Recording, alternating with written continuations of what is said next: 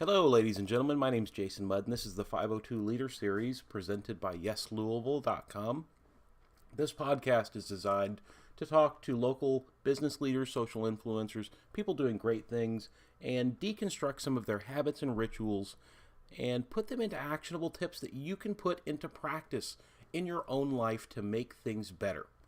Something that I've realized from talking to many business leaders, CEOs, presidents, managers, authors, is really the fact that success is intentional. It's steps, small steps, very, very small, tiny things that are done consistently that make people successful. And you can do this too. Everybody can. So listen in. We've got some great shows. Check out yeslouisville.com. Subscribe to the blog. There is tips on mindfulness, fitness, nutrition, business, how all of these things relate to your life.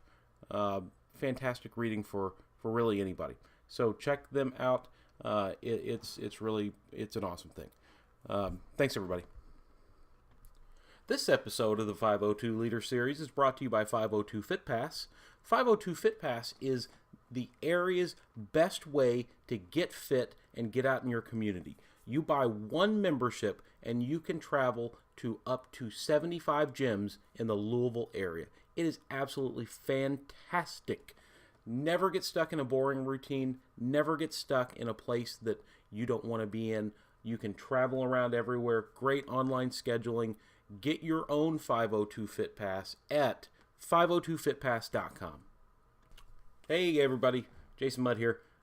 In this episode, I sit down with Priscilla McIntosh, CEO of the Morton Center, which is a facility at Baxter and Oak Street that works to help people struggling with drug, alcohol, OCD issues, lots of addictions, and mental health problems that honestly touch everybody's life in the world. This was a great conversation. Priscilla is such a hardworking person. She started working at the age of 13 at Dairy Queen. She worked her way up. Once she got to the Morton Center, she started at the bottom and worked her way up to becoming CEO. She's had a very, very, very hardworking career path. It's really, really cool. And she's definitely passionate about helping people. So it's a great talk. I think there's a lot of stuff to be gained from this. Again, addiction is something that affects everybody on some level. We probably don't talk about it enough as a society. Maybe this will change that. I don't know. Have a listen. I think you'll enjoy it. If you know somebody that's struggling with something, pass them on to the Morton Center or a place like that. There's lots of people that are around to help. Thanks for listening, everybody. Hello, my name is Jason Mudd. This is the 502 Leader Series. I am sitting down today, thankfully, with somebody who is working hard every day to try to make people's lives better on a really deep level. This is Priscilla McIntosh. She is the CEO of the Morton Center. Priscilla? Hi, thank you for having me. Welcome. You've got a job that impacts people on such a deep level, such a level that goes beyond what you do, because you kind of restore a lot what people can do. People come in here pretty broken. Yes, yes. How do you describe what you do? Well, here at the Morton Center, our hope is to be able to give people hope and to be able to rebuild those relationships. And so bringing someone in that is really struggling with some type of substance abuse, or even the individual, the loved one who is trying to just know what to do with their loved one who is struggling with some type of substance abuse. So just being able to restore and give hope to the individual struggling, but also the family members. That is, that's really powerful because it goes beyond the people that come in here, because addiction and substance abuse is something that affects everybody's life. Mm-hmm. We were talking a little bit before we started this about how this touches everybody. It's not talked about enough. It seems like there's just this weird stigma that it's kind of accepted, but it's not really accepted, and it's kind of funny. How do you guys combat that? Well, many individuals, especially for parents who are coming in with adolescents, they see it as a failure, that they did something wrong. And that's not the case at all. I mean, for individuals who are struggling and needing to get the help that they need, it's not because they can't or that they're weak. This is a disease. Surgeon General just came out with a release on November 17th stating this is a disease. We need to treat it just like any other disease. So this is not a failure of someone. This is just like if we think of someone who may be struggling with diabetes. You have to treat it. And it's different. There's different ways of treating that for the individual.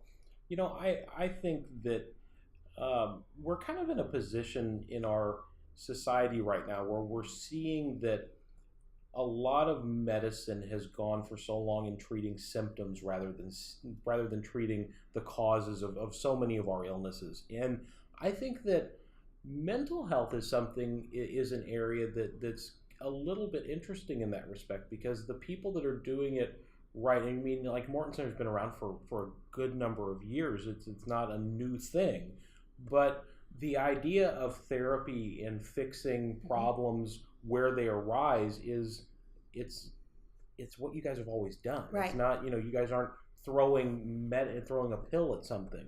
And I think that is a very holistic approach to fixing it. What is an area that you guys really push to get people into treatment, or that maybe think that they need to overcome something? Well, I think the first step is, of course, to make that initial phone call, or like right now we have walk-in hours. And it's at no cost. And so for someone who is struggling, just for them to make that first initial step to come in and just to be able to talk with a therapist, that's one of the things that separates us, is the fact that we do have therapists that not only work with substance abuse, but also work with some of those co-occurring issues such as anxiety and depression. And because we need to find and deal with that as well. So while the substance abuse may be the primary reason that they're coming to the Morton Center, we can work through that, but also work through those horrible things that maybe happen prior in their life, and deal with that depression, deal with that anxiety. But also for those family members who often deal and see the anxiety and the depression that they're dealing with because of that loved one who is using. So, really, as we're looking at the Morton Center, the biggest thing that the hurdle we have to jump through, and that's as a society and for the community as well, is just making that first call, making that first step into being able to say, I need to talk to someone. And for everyone, the treatment may look different. And that's another thing that sets us apart, is the fact that, what may look like treatment for Joe, it may be something different for Bob. We need to figure out what's going to work for that individual, and that's what we do. I think that it's really interesting what you said, talking about, substance abuse, alcoholism, drug use. That is in itself the symptom. That's not the cause of anything. Right. That's a byproduct. So that realization, I mean, we could talk about this forever, right. Because that's getting into a whole nother level. But that philosophy and seeing it that way, that you're treating it that way, that just it really hits home, because it's something that's prevalent in everybody's lives. It is, because it's part of just being a human. It is. I mean, and especially the things that, not that things are worse from what we deal with now to what we used to deal with, years ago. Just different. It's just different. And that we have to look at it that way. Things are constantly changing, and we just need to be able, there's not a one-way path. There's not a one-way path to anything in life. So we can't treat addiction that way. How did you get, I was reading a really interesting Business First article about you. You've been, you got your start in business, period, at Dairy Queen. Yeah. and what's your story? Because you worked up pretty quick. Oh goodness. It's a funny story. When I was 15 years old, I decided I wanted a job. Ready to get a job. I'd done the babysitting, done all of that. So at 15, I wanted a job. There's a Dairy Queen in Shelbyville. I went in and turned in my application. A week went by, I still hadn't heard anything. So another week went by, I called. And I literally called Dairy Queen at least 2 or 3 times a week for about 4 weeks, asking if they had gotten my application. And I finally got in touch with someone, and Bernice, the lady who owns it, said, come in for an interview. And so I was set through the interview. And during this time, she said, I never knew what a hemorrhoid feels like, but now I do. Because I had pestered her so much that, she ended up hiring me. I worked there for many, many, many years, ended up being a manager there. So really my work ethic really started there, as far as just the drive and being able to work with people, but also just overall being able to set that goal for myself and being able to do it. So yeah, making blizzards and all of those fun things that happen is where I got my start at. That's that's awesome. When you talk about being able to relate to people and having that diversity and experience, I think that's such an important thing, and I think that people overlook that a whole lot. They do, and I always say I've got 2 kids, and my girls will work somewhere with customer service. Absolutely. I mean, it's so important in everything we do, and I always feel like you need to treat people how you would want to be treated. And they may be having a bad day, but how would you want to be treated? Because it's all about relationships and life in general, and that's what you have to learn. Not everyone is going to be nice, but it's about what you can do, and you can only control your own emotions. Yep, that is, we've got a 4-year-old daughter, and that's something that we're really struggling with, because you're 4 years old, and everything is about an external influence. Right. Everything affects you, and so that's something that you can look in society. I think that we've got a big issue with that, with everybody, because everybody does look externally, and that's something, I'm sure you guys see that as the root cause of a lot of things that you all deal with. Right. People coming in here. It's really interesting. I bet you've got a really, really interesting look at a lot of things societally. Just because of your job. Well, starting the job there at Dairy Queen, and then moving into actually the accounting world, and working my way from, working at Dairy Queen and going to school at night to being able to, work for a CPA firm, to the Morton Center. And so that path was always laid for me, but during that time period, the stress and just trying to manage it all, like I did not know that this is where I would end up. I never thought I would end up here. So you came into the Morton Center as an accountant. And how does an accountant end up sitting in the biggest, in the CEO's chair? Right. Well, especially for a nonprofit world, and I think for a substance abuse, it was something definitely different for the board to move toward, and I was so thankful that they had the trust in me to be able to do it. But as a nonprofit, we did really need to look and see from the financial side what we can do to continue to sustain and be here in the community to be able to help.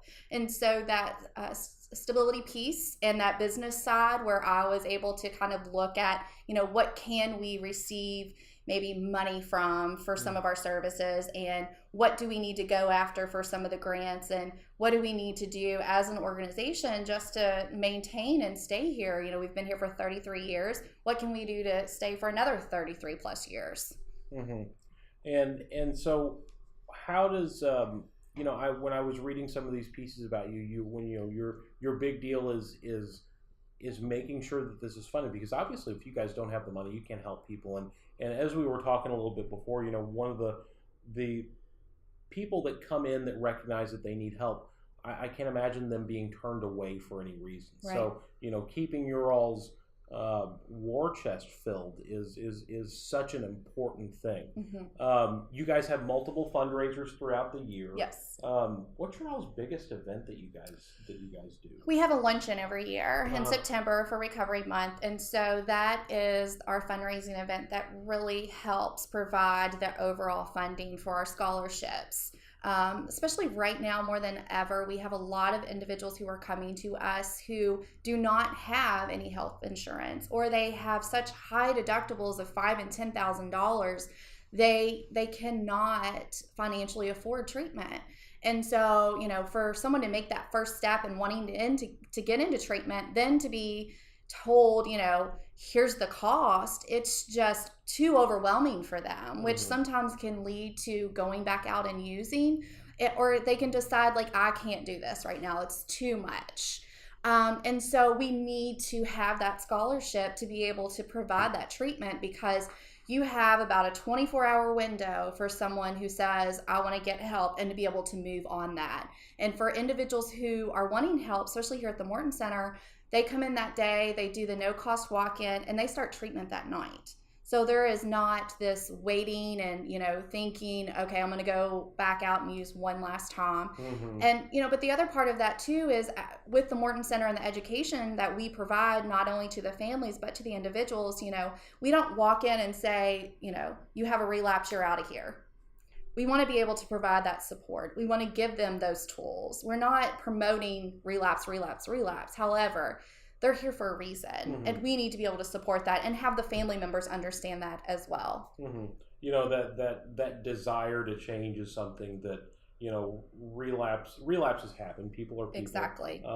But that desire to want to be different is something that, you guys have to be able to identify in people. I'm sure you guys know how to see that, when somebody wants to actually do something. Exactly. That's such a powerful, pivotal moment for somebody. So that's awesome that you guys are here to be able to support that with that philosophy. I think that's really, really important. We're sitting down here. It's a couple weeks to Christmas. Do you guys?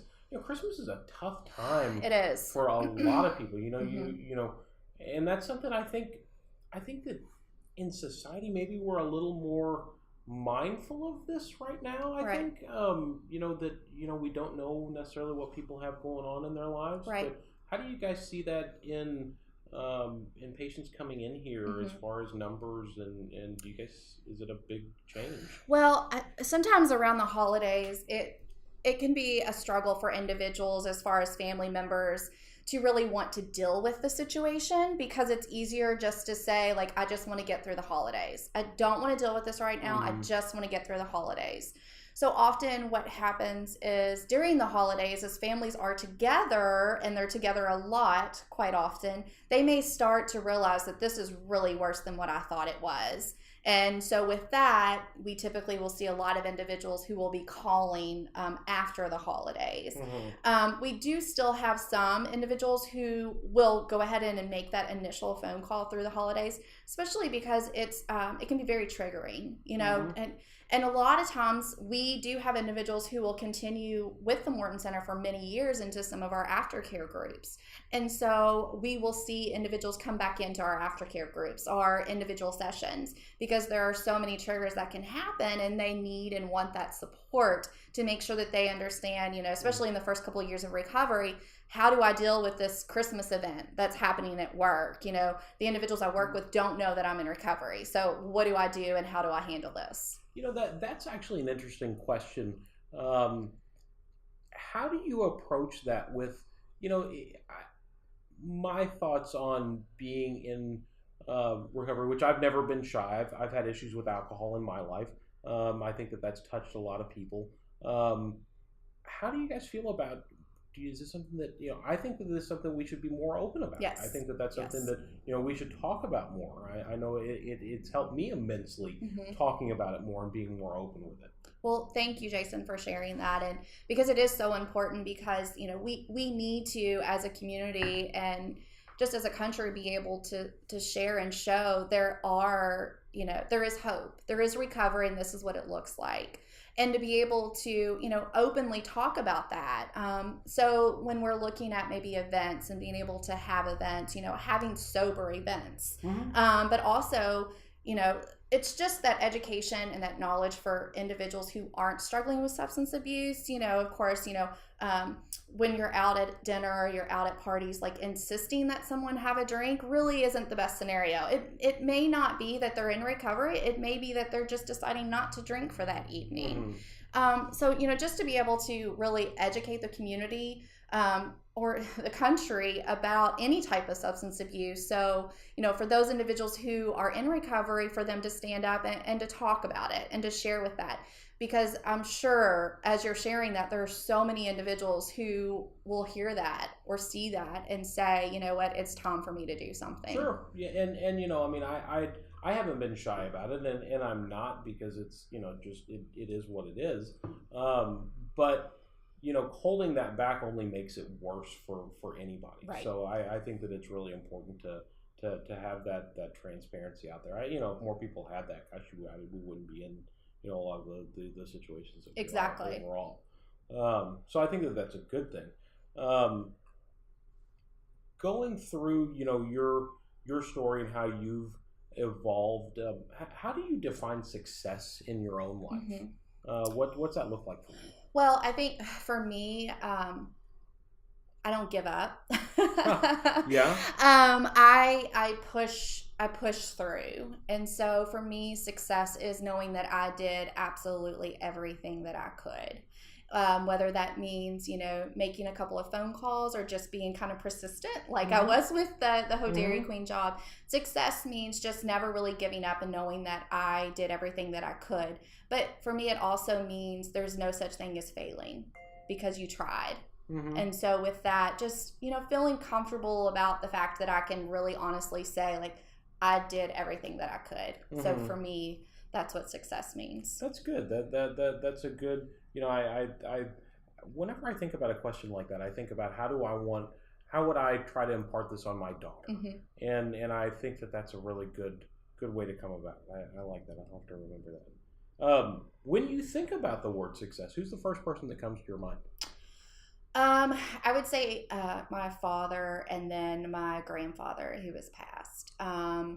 Because they're just the way that they embrace their family and also just the way that they work, just the passion that they have for what they do and what my grandfather did, but also just the love of the family and being able to embrace the family and spending that time with family members. Mm-hmm.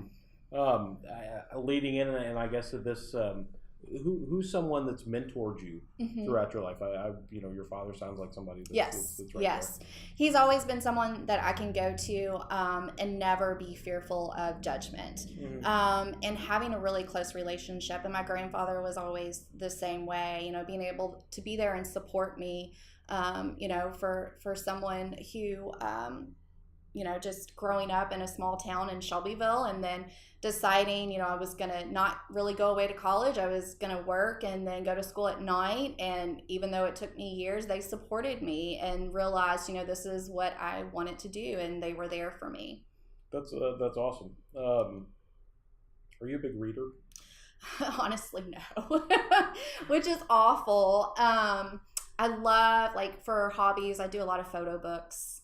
Mm-hmm. With having two small kids and the job that I'm in, mm-hmm. I listen to a lot of podcasts and Audible books. But reading, I keep up with, news articles and stuff like that. So that's the same thing.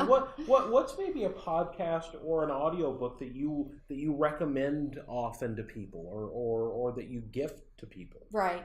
Well, a lot of, there's a podcast, just fundraising in the nonprofit world. They have different things that they talk about, because especially with the nonprofit, the fundraising. And I'm not an expertise at, I can do the accounting part, but I'm really still learning and realize that that's one of my weaknesses. And so to be able to call on people that are kind of at my table and say, can you help me with this? Mm-hmm. So I do that.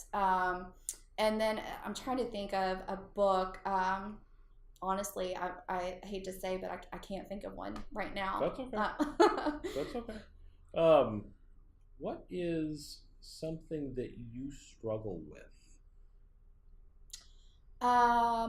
Something that I struggle with is, being and working here at the Morton Center can really be sometimes 12 or 14 hours a day. There is no, I get to leave the Morton Center because mm-hmm. even when I'm not at the Morton Center, I'm still at the Morton Center. I'm still constantly thinking about the Morton Center, what can I do, or just even being in public, being that individual who feels comfortable with, the surroundings and being able to talk about the Morton Center sometimes, no matter what's going on.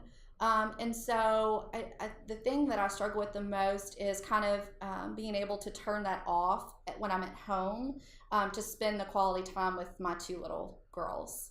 And so the balance, I know and realize that there is no balance at all. But, some days that means that I may only work a couple of hours at the Morton Center and then go to the Christmas party with my girls and then go back home and do a little bit more work.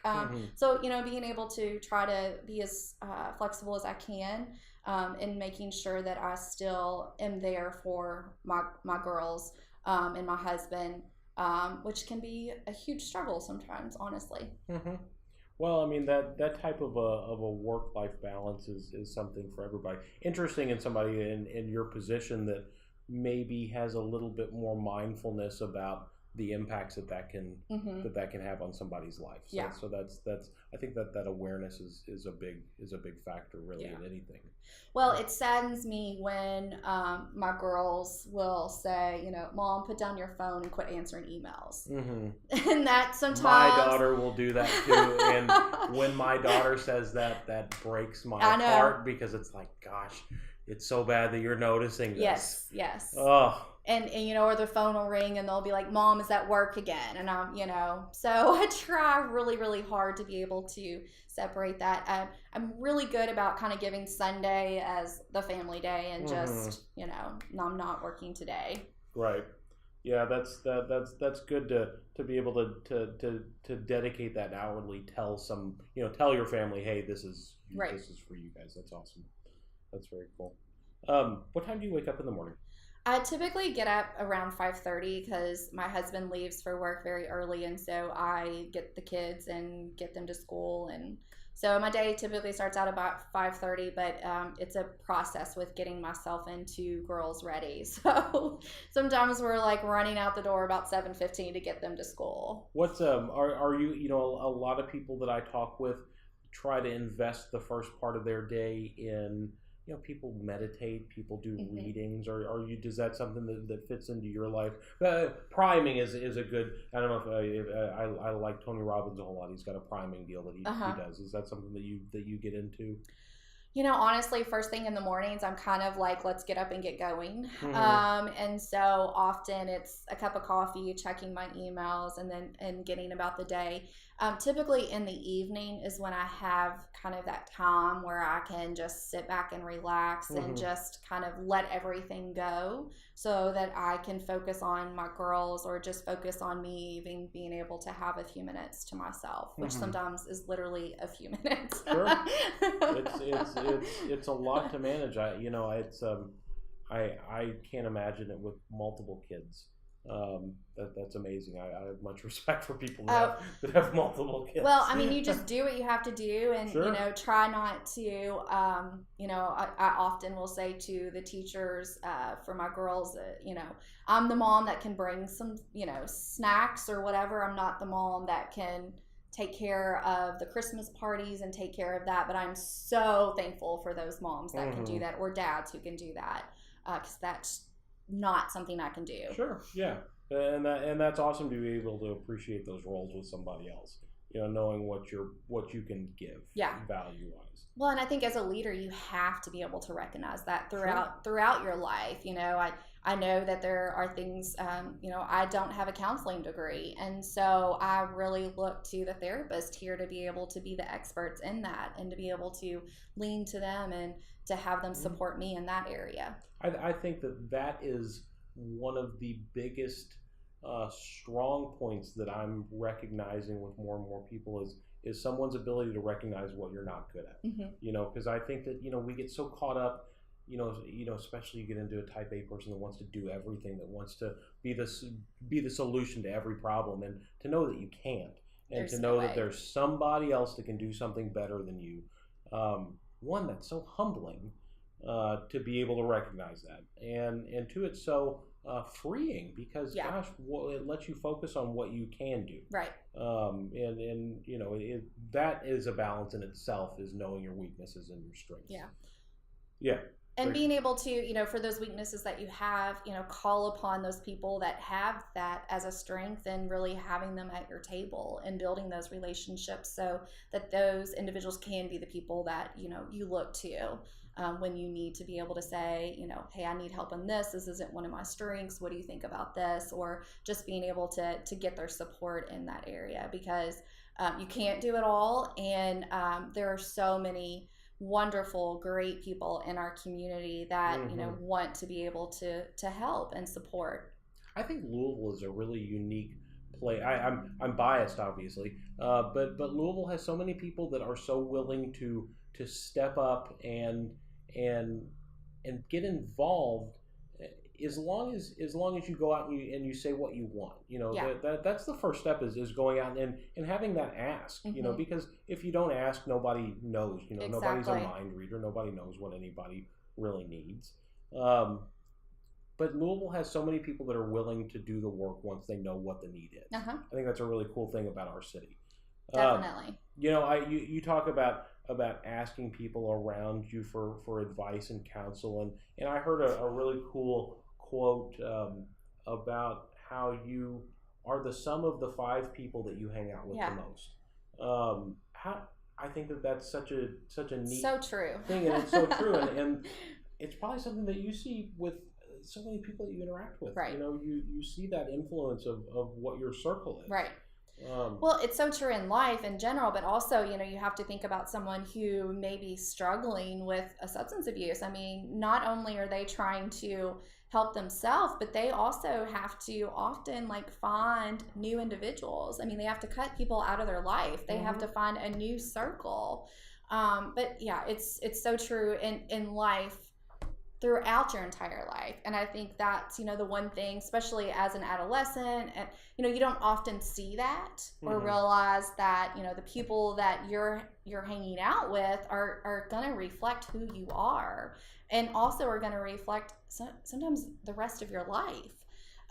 So you really have to think about that at a very, very young age, and be able to know and have the right people that are there to support you. And that's hard at a young age, very hard. So much stuff. I'm not old and wise by any stretch, but the more I learn, the more I look back on what I would like to impart on somebody, and that kind of brings me into my next question for you. What's some advice that you would give to your 20-year-old self? I know that's a little bit cliched of a question, but it's very interesting because it changes so much. Yeah. Well, I think in my 20s, oh goodness gracious. Well, one of the things I would probably say to myself is you will make it. You will survive, and you're stronger than you think you are. I went through a very ugly divorce, and had a loved one who was really struggling with addiction issue. And so that was through my 20s, and it was a very, very, very rough time for me. And during that process, I could not really get the help and support that I needed because I was shameful, and I didn't want anybody to know what was going on. And so during that time, just knowing that I would get past that and where it would bring me, I went through that in my life to get me to where I am today. That's a good place to be able to recognize that everything is a stepping stone. Yes. For something else. And that's a funny question to think about, because you look back and I think about that for myself, and I wouldn't change anything. Right. As much as stuff might be a struggle or stuff might be bad, it's all formative. Exactly. It makes you the person that you are today.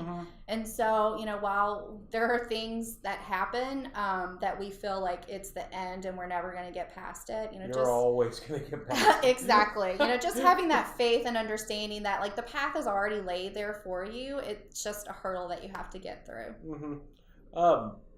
What is a recent purchase of $100 or less that has most positively impacted your life? Oh my heavens.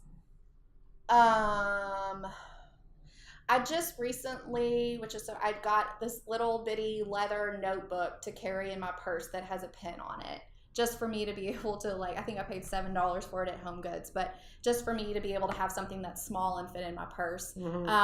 I love my phone. I'm like, yes, you would, if they started a class or for addiction for cell phones, I would probably be in there. But I also love the feel of paper and just writing and jotting those things down.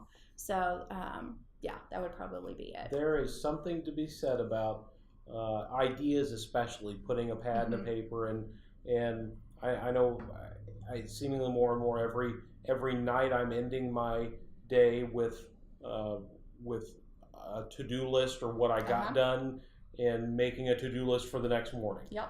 And getting that out of my head is so much different than typing it into my phone. Yeah. It's so weird. Well, and I like the crossing out.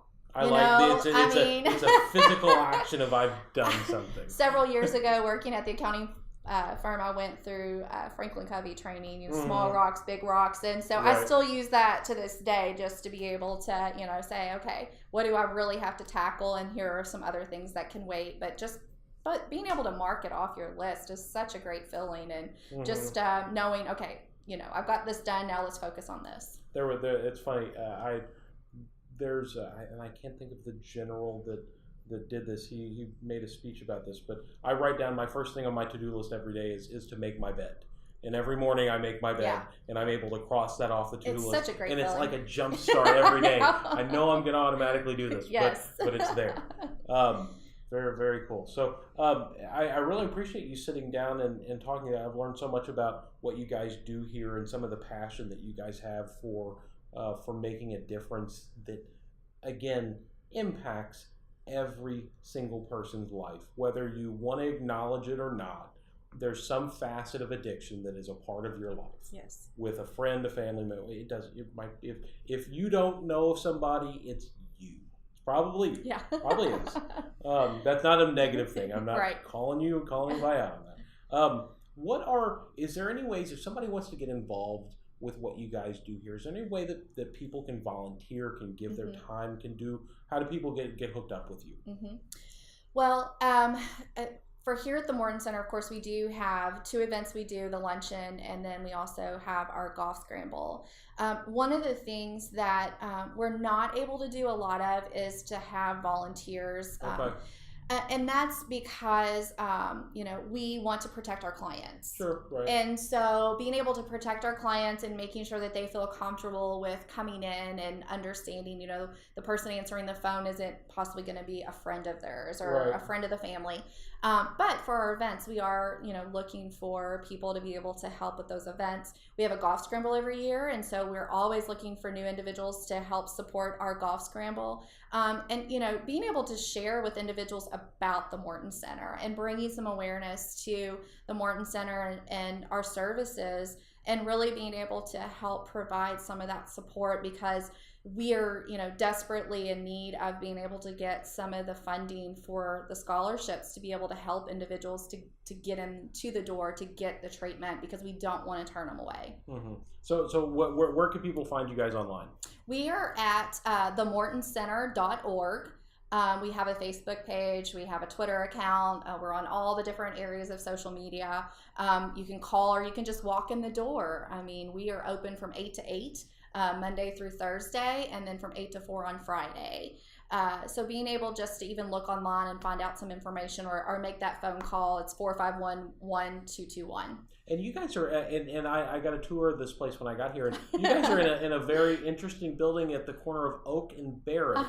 And this used to be Hassenauer's restaurant. Yes. And I've heard so much about it's an iconic place in Louisville. Yeah, it iconic is. Family in Louisville. It is, and it's so, often when people come in to be able to, just do a tour, to come in, it's, this was the place to come during Christmas parties, proms, just big events in Louisville. This is the place that you would come. So, and we have still a lot of they really did a great job in maintaining the building itself, and we have chandeliers from then, and just some of the doors and the glass work, and so they did a great job, and it is a huge part of Louisville and the community that we live in. Oh, the boardroom. They took me in the boardroom, and it's such a neat atrium room. It's so cool. Yes, they did a wonderful job. When we've been in this building for 16 years now, so when they moved over from Eastern Parkway, and because each one of our counselors has their own room, so to be able to separate that as well. Yeah, absolutely. Well, Priscilla, I really appreciate you sitting down and talking with me. Thank you so much. Thank you. It's super cool and super thankful for the services you guys provide here for so many people. This has been the 502 Leader Series. Hope you guys enjoyed this. If you guys want to get involved, want to make a donation, check out the Morton Center. And thanks for tuning in, guys. Thanks, Priscilla. Thank you.